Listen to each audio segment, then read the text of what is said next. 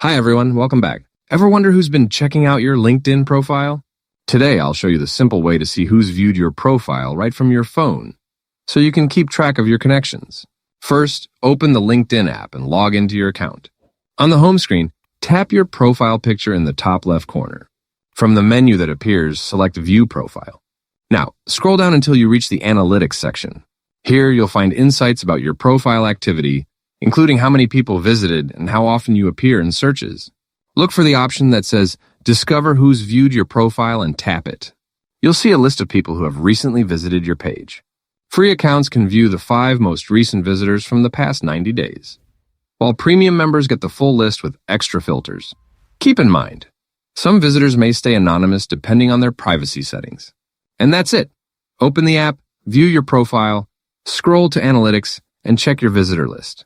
Use these insights to connect, follow up with recruiters, or grow your network. Thanks for watching. If this helped you, give it a like and subscribe for more quick LinkedIn tips.